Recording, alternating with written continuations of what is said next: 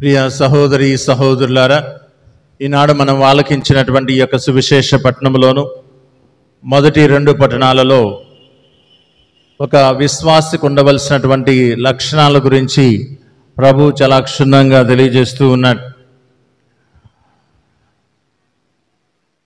సువిశేష పట్టణంలో చూసినట్లయితే ముందు చూపు గల గృహ నిర్వాహకుని గురించి ఉపమాన రీతిలో చెప్తూ ఉన్నారు. ఈ గృహ నిర్వాహకుడిని తన యొక్క యజమాని తన యొక్క వృత్తి నుంచి తొలగించాలని నిర్ణయించుకున్న తరుణములో ఎంతో యుక్తిపరునిగా ఆలోచించి ఒక గృహ నిర్వాహకుని జీవితం భవిష్యత్తు ఏ విధంగా ఉండాలి అన్నటువంటి ఆలోచనను తను ఆలోచించుకొని ఈ విధంగా ఉంటే నా యొక్క జీవితం బాగుంటుంది అని ఆలోచించి దానికి అనుగుణంగా యుక్తిపరుల్లాగా దాన్ని వ్యవహరించడం ఈ యొక్క వృత్తాంతంలో మనం గమనిస్తూ ఉన్నాం. ప్రియ సహోదరి సహోదరుల, ఎందుకంటే తన యొక్క ఉద్యోగం పోబోతుంది, ఊడిపోతుంది అని గ్రహించాడు. ఉద్యోగంలో ఆ యొక్క యజమానుడు అతన్ని ఉంచడు అని చెప్పేసి విశ్వసించాడు. కాబట్టి నేనేం చేయాలి? నేను బిచ్చమెత్తుకోలేను, నేను కష్టపడి పని చేయలేను. కాబట్టి నేను నా కుటుంబము సంతోషంగా ఉండాలి అంటే అక్రమ మార్గంలోనైనా సరే ఈ యొక్క సంపదలు నేను సంపాదించుకోవాలి అన్నటువంటి ఆలోచనతో తను ఎంతో యుక్తిగా వ్యవహరిస్తూ ఉన్నాడు. అందువలన యజమానుడు ఎవరికైతే అప్పుగా ఇచ్చాడో వారిని పిలిపించి, నీవు 100 మణుగుల నూనెను యజమానునికి అప్పుగా ఉన్నావు కదా, నీ రుణపత్రంపై 50 అని రాసుకోమంటున్నాడు. అదేవిధంగా గోధుమలు అప్పుగా ఉన్నావు కదా, దానిలో 80 అని రాసుకోమంటున్నాడు. ఈ విధంగా ఈ లోక సంపదలను సంపాదించుకుంటున్నాడు. ప్రియ సహోదరి సహోదరులారా, అయితే ఈ లోక సంపదలను దేనికోసం మనం వెచ్చించాలి అన్నటువంటి విషయాన్ని మనం బైబిల్ గ్రంథంలోనూ ఈనాడు చదివినటువంటి మొదటి 2 పట్టణాల్లో కూడా క్షుణ్ణంగా తెలియపరచబడుతూ ఉన్నది. ఆ అక్రమంగా సంపాదించుకున్నటువంటి సొమ్ముతో ఈ లోక సంపదలు, ఈ అక్రమంగా సంపాదించుకున్నటువంటి సొమ్ము గురించి కాదు ప్రభు చెప్తున్నది, ఈ లోక సంపదల గురించి తెలియజేస్తున్నాడు.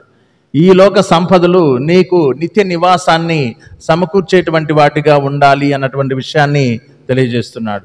పరలోక సంపదను సమకూర్చేటువంటి విధంగా ఈ లోక సంపదలు నీకు దోహదపడాలి అన్నటువంటి విషయాన్ని ఆ ప్రభు మనకు తెలియజేస్తూ ఉన్నాడు.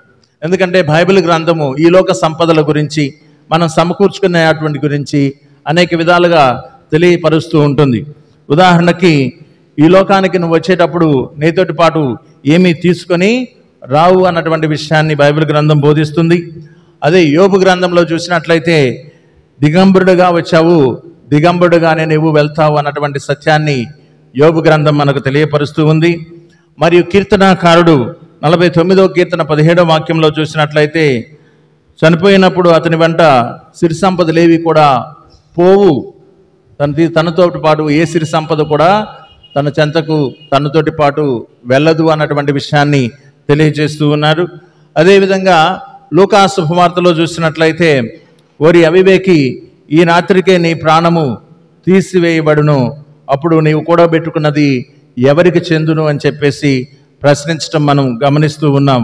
ఇంకా కీర్తనాకారుడు 39:6వ వాక్యంలో చూసినట్లయితే, మనుషులందరి యొక్క జీవితం నీడ వంటిది, అతడు కూడబెట్టుకున్నది అతని వెంట రాదు అన్నటువంటి విషయాన్ని తెలియజేస్తున్నాడు. ఈ విధంగా బైబిల్ గ్రంథంలో సిరి సంపదల గురించి తెలియజేస్తూ, నీవు సంపాదించుకున్నది ఏది కూడా నీతో తిరిగి రాదు అని తెలియజేస్తూ, ఈ భూలోకంలో నువ్వు సంపాదించుకోవాల్సింది ఏమిటి? మంచితనము, సత్క్రియలు, ఇవన్నీ కూడా నీ వెంటే వస్తాయి. అందువలన ఇతరులకు సహాయం చేయటం కానీ, పరోపకారం చేయడం కానీ, ఆకలితో ఉన్నటువంటి వారికి ఆహారాన్ని, దాహంతో ఉన్నటువంటి వారికి దాహం తీర్చడము, మరియు చెరసాల్లో ఉన్నటువంటి వారిని దర్శించడము లేదా పరామర్శించడము, ఈ విషయాలలో నిమగ్నమైనప్పుడు అవి నీవు పరలోకానికి వెళ్ళినప్పుడు నీ యొక్క సంపదగా ఉంటాయి అన్నటువంటి విషయాన్ని ప్రభు యొక్క వృత్తాంతం ద్వారా మనకు తెలియచేస్తూ ఉన్నారు. అయితే ఈ యొక్క గృహ నిర్వాహకునికి ఉన్నటువంటి కొన్ని లక్షణాలను చూసినట్లయితే, అతడు చాలా ముందు చూపు కలిగి ఉన్నాడు. నేను కష్టపడలేను, బిచ్చమెత్తలేను అన్నటువంటి ఉద్దేశంతో ముందు చూపి కలిగి ఉన్నాడు. ఇంకా ఆ యొక్క గృహ నిర్వాహకుడు పరలోకంలో నేను ఏమీ కూడా సంపాదించుకోలేను అన్నటువంటి భావనను ఆ యొక్క వాక్యం ద్వారా తెలియజేస్తున్నాడు. మత్తయి సువార్త 6వ అధ్యాయము 20వ వాక్యంలో చూసినట్లయితే, మీరు మీ సంపదలను పరలోకంలో కూడబెట్టుకోమంటున్నాడు. పరలోకంలో కూడబెట్టుకోవాలి అంటే ఈ లోకంలో నువ్వు కొన్ని సత్క్రియలు అనేటువంటివి చేయాలి అని చెప్తూ ఉన్నాడు. ఆకలిగా ఉన్న వారికి ఆహారం ఇవ్వటము, దాహం కొన్నటువంటి వారికి దాహం తీర్చడం, ఇవన్నీ కూడా ఇటువంటి సత్క్రియలు చేసి నీ యొక్క పరలోక సంపదను నువ్వు ఏర్పరచుకోవాలి నువ్వు ఈ భూలోకంలో ఉన్నప్పుడే. అలా చేయడానికి నువ్వు ఉపయోగించేదేంటి? ఈ భూలోకంలో నీకు వసగబడినటువంటి సంపద. ఆ విషయాన్ని అక్కడ మనకు సుస్పష్టం చేస్తూ ఉన్నాడు ప్రియ సహోదరి సహోదరులారా. అయితే వెంటనే స్పందిస్తాడు ఈ యొక్క గృహ నిర్వాహకుడు, ఆగడు. ఎప్పుడైతే యజమాని యొక్క ఆలోచన ఇతను తీసివేయాలి అని అనుకుంటున్నాడో వెంటనే ఈ విధంగా నేను వ్యవహరించాలి, ఈ విధంగా నేను చేయాలి అన్నటువంటి ఆలోచనతోటి అతను వెంటనే స్పందిస్తూ ఉన్నాడు ప్రియ సహోదరి సహోదరులారా. ఇంకొను వినూత్నంగా ఆలోచిస్తున్నాడు. అన్నీ కూడా ఆ యజమానికి అప్పచెప్పి తన దారిని తను పోవాలనుకోవటం లేదు. ఒక క్రొత్తగా ఆలోచిస్తున్నాడు, వినూత్నంగా ఆలోచిస్తున్నాడు. ఆ వినూత్నంగా ఆలోచిస్తుంది ఏంటి? 100ని 50 చేయటము, లేదా 100ని 80 చేయటము, ఈ విధంగా వినూత్నంగా ఆలోచిస్తూ ఉన్నాడు. అదేవిధంగా వినూత్నత కలిగినటువంటి ఆలోచనలతో మనలను జీవించమని చెప్పి కోరుతూ ఉన్నాడు. ఇంకా సిరి సంపదలు ఏవి కూడా ఉన్నప్పుడు వాటిపైన నీకు బాధ్యత ఉంది, కానీ అవి నీవి కాదు అన్నటువంటి విషయాన్ని కూడా తెలియజేస్తున్నాడు. ఆ సంపద అంతా ఉన్నప్పటికీ కూడా ఆ సంపదకు మనం కాపలాదారులు మాత్రమే, అది సమకూర్చున్నది ఆ దేవాది దేవుడు అన్నటువంటి భావనతో మనలను జీవించమంటున్నాడు ప్రియ సహోదరి సహోదరులారా. ఉదాహరణకు మీరు బ్యాంకుకి వెళ్తారు, క్యాషియర్ ఉంటాడు. ఆ క్యాషియర్ చుట్టూ డబ్బు ఉంటుంది. ఆ డబ్బు అంతా వాడిదా? కాదు కదా. కేవలం అతను దానికి కాపలాదారుడు మాత్రమే. అదేవిధంగా దేవుడు నీకు వసగబడినటువంటి ఈ యొక్క సిరి సంపదలకు బాధ్యత వహించాలి. అవి నీ సొత్తు కాదు, దేవుని యొక్క అనుగ్రహము అన్నటువంటి నమ్మకంతో మనల్ని జీవించమని కోరుతూ ఉన్నాడు ప్రియ సహోదరి సహోదరులారా. అయితే ఆ ప్రభువుని మనమందరం కూడా నమ్ముతున్నాము, విశ్వసిస్తున్నాము, ఆయనను అనుసరిస్తున్నాము.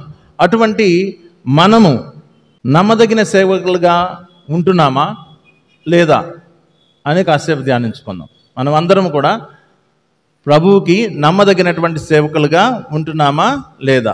ఇప్పుడు మనం చదివినటువంటి యొక్క వృత్తాంతంలో ఈ గృహ నిర్వాహకుడు నమ్మదగిన సేవకుడుగా ఉన్నాడా? లేడు కదా. అందువల్లనే కదా ఉద్యోగం నుంచి తీసేస్తుంది. అతను నమ్మదగినటువంటి సేవకుడిగా లేడు కాబట్టి ఉద్యోగం నుంచి అతన్ని తొలగిస్తున్నాడు. మరి మనమందరం కూడా ప్రభువుకి నమ్మదగినటువంటి సేవకులం కదా, అవునా కదా? ఇక్కడ ఉన్నటువంటి మనం అందరము, మన యొక్క విశ్వాసులు, సంఘస్థులు, వీరందరూ ఎవరు? నమ్మదగినటువంటి సేవకులు. అందువల్లనే కదా మనం ఇక్కడికి వస్తుంది. కాబట్టి మన గురించి కొద్దిసేపు ఆలోచిద్దాం. ఈ నమ్మదగినటువంటి సేవకులకి ఏముండాలో ఏముండకూడదో అన్నటువంటి విషయాన్ని కొద్దిసేపు ధ్యానించినట్లయితే, 1 గంట దేవుని యొక్క సమక్షంలో గడపడానికి వామ్మో ఎంత సమయమా అనుకుంటాం. ఈ రోజున నమ్మదగిన సేవకుని యొక్క లక్షణం అది. అదే మనం నేర్చుకుంటుంది, అదే మనం అవలంబిస్తుంది. దేవుని దగ్గరికి వస్తాం, 1 గంట వెంటనే టైం చూసుకుంటాం. ఇంకా కాస్త సమయం దాటితే సమయాన్ని చూసుకుంటూ ఉంటాం. కాబట్టి ప్రశ్నించుకోండి, నమ్మదగిన సేవకునిగా నేను ఉంటున్నానా లేదా అన్నటువంటి. అదే సమయం టీవీ చూడాలనుకుంటే ఎలా ఉంటుంది? లేదా ఆటలు ఆడాలంటే ఎలా ఉంటుంది? సమయం చాలా తక్కువగా ఉంటుంది. ప్రభు సన్నిధిలోనేమో సమయం చాలా ఎక్కువగా ఉన్నట్టు అనిపిస్తుంది మనకి. అదే ఆటలు ఆడుకున్నా, టీవీ చూసినా, సినిమాలు చూసినా సమయం చాలా చాలా తక్కువగా ఉంటుంది. అదే క్రికెట్ ఆటను చూడండి, అది కాస్త పొడిగిస్తే బాగుండు, ఇంకా కాస్త వినోదం దొరుకుతుంది అన్నటువంటి ఆలోచనతో ఉంటాం. మనం ఎప్పుడన్నా గుడిలో కాసేపు ఎక్కువసేపు కూర్చుంటే బాగుండు, ఆరాధన ఎక్కువసేపు జరిగితే బాగుండు అని ఎంతమంది అనుకుంటాం మనం?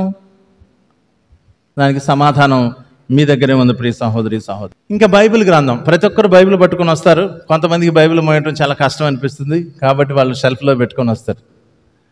కానీ ఈ బైబిల్ చదివేటప్పుడు ఒక అధ్యయనం చదవాలంటే చాలా రోజులు పట్టుద్ది మనకి. ఒక అధ్యయనం ఒక అధ్యాయము, ఒక పుస్తకంలో ఒక అధ్యాయం చదవాలంటే చాలా చాలా రోజులు పడుతుంది. అదే ఏ స్వాతి మ్యాగజైనో లేకపోతే ఏ నవలో ఇలాని అనుకోండి, 200 పేజీలు ఉన్నాయి, 300 పేజీలు ఉన్నాయి. అది అయిపోయేంత వరకు మనకి నిద్ర పట్టదు కదా. కూర్చొని చదువుతావు, పొనుకొని చదువుతావు, అన్నం తింటూ చదువుతావు, ఎక్కడ పడితే అక్కడ అది చదువుతానికి ఆసక్తి అయితే పుష్కలంగా ఉంటుంది.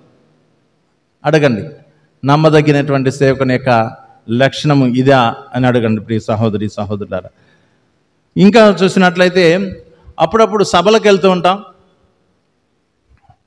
సభలు అంటే దైవ సభలు కాదు, బయట ప్రాపంచిక సభలు, లేకపోతే సంగీత కచేరీలు, లేకపోతే సర్కస్లు. ఇక్కడికి వెళ్ళాలంటే ఏం చేస్తాం మనం? ముందు సీటు కోసం ఎదురు చూస్తాం. ఎక్కడ చూస్తాం?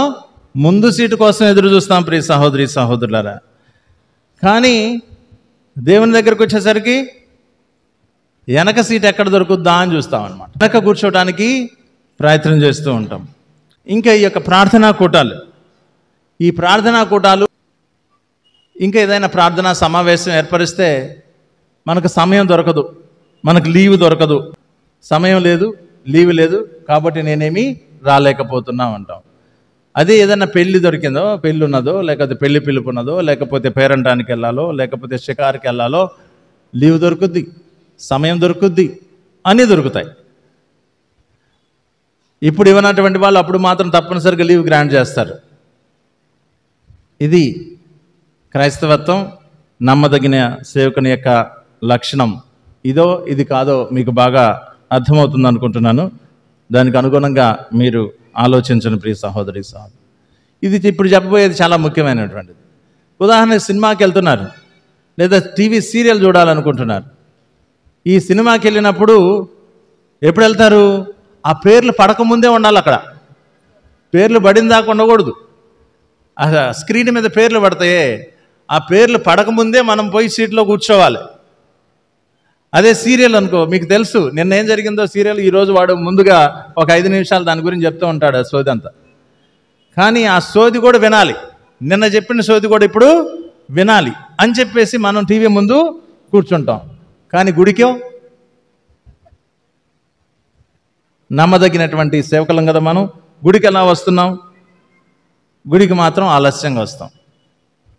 మొదటి పట్టణం అయిపోయిన తర్వాత, ప్రసంగం అయిపోయిన తర్వాత, ఈ యొక్క ప్రసంగం అయిపోయి, ఈ పట్టణాలు అయిపోయి, అర్పణ నుంచి దివ్య సప్రసాదం వరకు కూర్చుంటారు. మళ్ళీ ఆ చివరిలో కూడా కూర్చోలేరు. ఆ చివరి ఆశీర్వాదం అక్కర్లేదు మనకి. పూజ అయిపోయిన తర్వాత గురువు చివరి ఆశీర్వాదిస్తాడు కదా, అది చాలా ముఖ్యమైనటువంటిది. మనం అప్పుడు దాకా ఉండం. ఆ చివరి ఆశీర్వాదం అసలు తీసుకోండి కూడా తీసుకోం. అర్పణ తర్వాత వస్తాము, దివ్య సప్రసాదం స్వీకరిస్తాము, మళ్ళీ వెళ్ళిపోతాం. ఏదో మునిగిపోతున్నట్టు, కొంప ఏదో మునిగిపోతున్నట్టు, ఏదో నష్టం జరుగుతున్నట్లు మనం వ్యవహరిస్తాం. కారణం ఏంటి? మనం అందరం ఎవరం?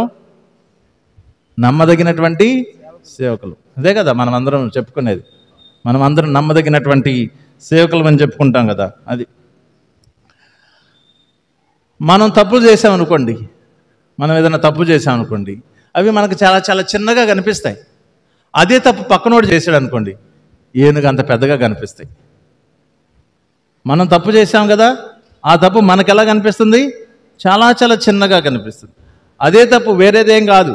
అదే తప్పు పక్కింటి ఆవిడో, పక్కింటి అతనో, లేకపోతే ఇంకొకడు ఎవడైనా చేస్తుంటే అవి మాత్రం చాలా చాలా పెద్దగా కనిపిస్తాయి. ఎవరికి? నమ్మదగినటువంటి క్రైస్తవ సహోదరి సహోదరులకు, ప్రియ సహోదరి సహోదరులారా. కాబట్టి ఈరోజు ప్రభు మనకు తెలియజేస్తుంది అదే. నమ్మదగినటువంటి సేవకుడిగా ఉండాలంటే ఎలా ఉండాలో నేను కాస్త వక్రీకరించి చెప్తున్నాను. మీ అందరికీ బాగానే అర్థమవుతుంది అనుకుంటా. యుక్తిపరుడైనటువంటి ఈ సేవకుడిలాగా మీరు అందరూ కూడా చాలా చాలా యుక్తిపరులు. బయట ఎవరైనా సలహా ఇచ్చారనుకోండి, ఆ సలహాలు తూచా తప్పకుండా పాటిస్తాం. అదే దేవుడు ఇస్తున్నాడే బైబిల్ గ్రంథం ద్వారా వాక్యం, లేకపోతే దైవజనులు ఎవరైనా దేవుని యొక్క వాక్యాన్ని బోధిస్తున్నారు అనుకో, అవి మాత్రం చాలా కటువుగా ఉంటాయి. కానీ ఏ జ్ఞానము లేనటువంటి వాళ్ళు ఇచ్చేటువంటి కొన్ని సలహాలు మాత్రం మనం తూచా తప్పకుండా పాటిస్తుంటాం ప్రియ సహోదరి సహోదరులారా. కాబట్టి నమ్మదగినటువంటి సేవకులు ఈ విధంగా ఉండకూడదు. ఇప్పుడు దాకా చెప్పాను చూడండి, నమ్మదగినటువంటి సేవకులు ఈ విధంగా ఉండకూడదు. ఎలా ఉండాలి అనేటువంటిది ప్రభు ఆమోస్ రాసినటువంటి గ్రంథంలో చాలా స్పష్టంగా తెలియజేస్తున్నాడు. 8వ అధ్యాయము 4వ వచనం నుంచి 7వ వచనం వరకు. ప్రియ సహోదరి సహోదరులారా, కాబట్టి మనం అందరం నమ్మదగిన సేవకునిగా ఉండటానికి కావలసినటువంటి అనుగ్రహాలను మనకు దయచేయమని ఆ ప్రభుని ప్రత్యేకంగా ఈ దివ్య పూజాబల్లో ప్రార్థించి వేడుకుందాం.